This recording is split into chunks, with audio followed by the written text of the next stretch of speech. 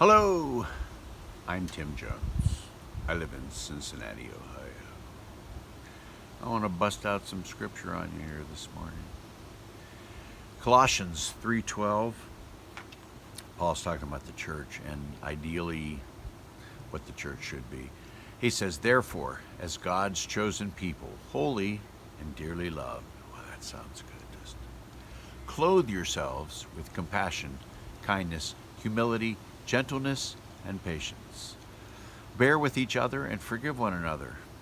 If any of you has a grievance against someone, forgive as the Lord forgave you.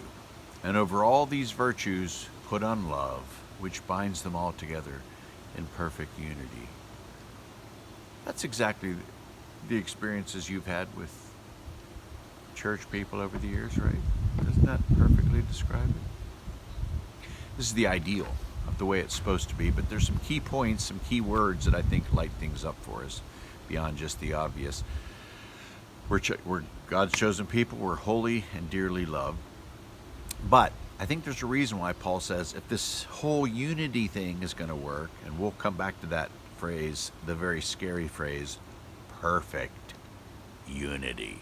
But if it's going to work, you have to clothe yourselves with compassion, kindness, humility, gentleness, and patience. Now, I think there's a reason. It could just be, Paul could just be being poetic with the clothe yourself part, but I think clothe yourself is significant because shouldn't those qualities just ooze out of us? Shouldn't I already have compassion inside of me coming out? Kindness, humility, gentleness, patience. That would be great if you did have them oozing out of your pores, but in the event that you don't, just put them on. Just like I got to put on compassion. If it has to come from the outside, it has to come from the outside. Fake it till you make it, as they say. And if you're afraid that Paul is describing this perfect commune where everyone just, I have nothing but love for you, that's all I ever feel. This second verse kind of tells you, well, Paul has to tell them, bear with each other. Forgive one another. Why would I have to bear with each other and forgive one another? Because we're all messed up people, and we all make mistakes, and we all have quirks and insecurities and oddities, and we need to bear with each other. And at times we need to forgive one another. If any of you has a grievance against someone, forgive as the Lord forgave you.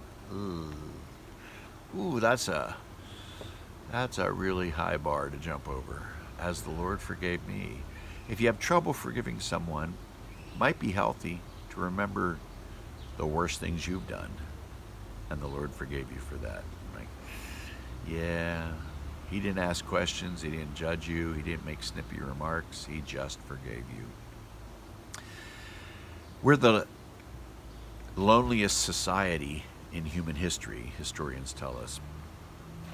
So our temptation in 2020 Western culture is just, I don't need these people. They're too much trouble. But the fact of the matter is, we have never needed a church more than we need it now. They ask Americans, one poll asked Americans, do you feel like you're no longer close to anyone? What percentage of Americans said they're no longer close to anyone? 39%.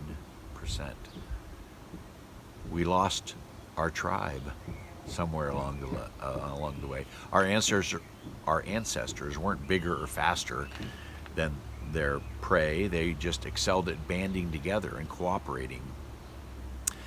And now here in Western culture, we are the first tribeless society in the history of man. We weren't meant to be tribeless. We've become urban and fiercely independent. And therein lies the problem. We need this church. No matter how messy people can be, bear with each other.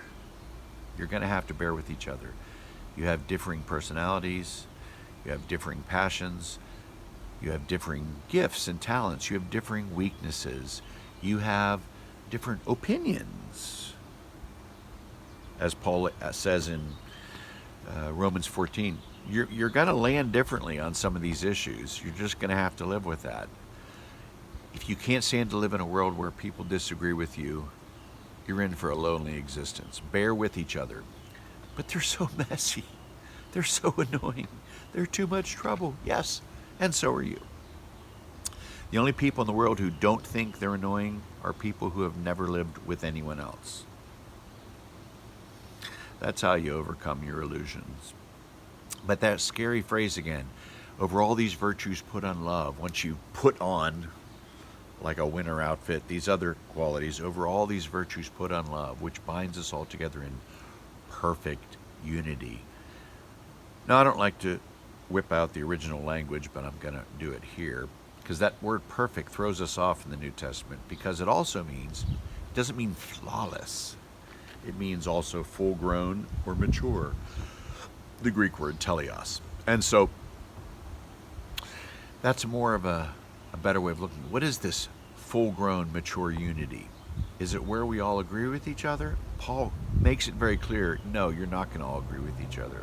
We all just love being in each other's presence all the time.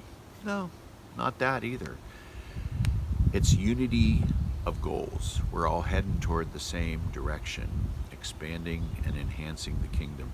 A guy named Dr. Sam Evertson was an East London doctor, poor part of London, but he discovered many of his patients were depressed for perfectly understandable reasons. They had depressing lifestyles. It wasn't really a clinical, your brain is misfiring kind of depression. It was anyone in that situation would be depressed.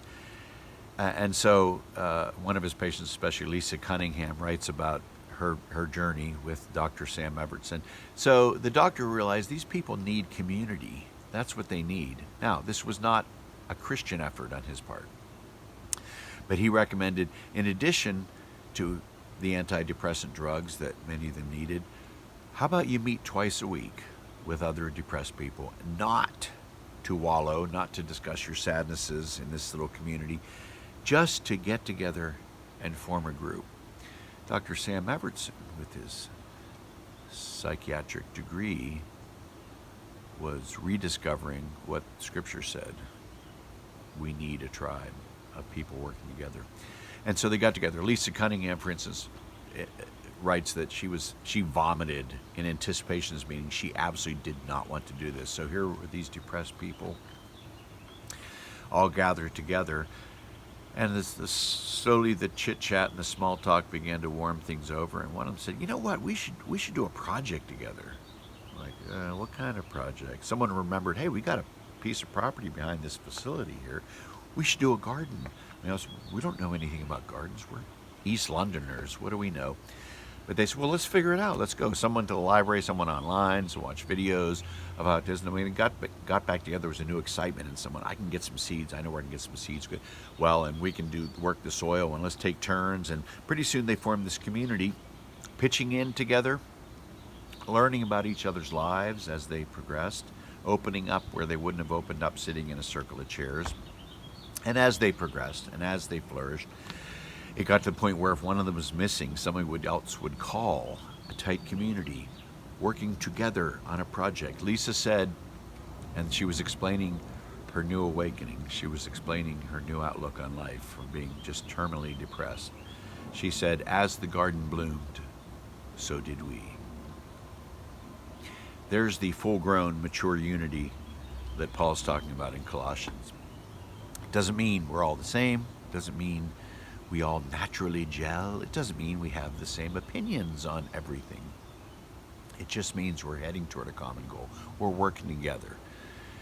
Strangers become comrades, and there is an additional depth of friendship. The comrade. It's exactly what Paul intended.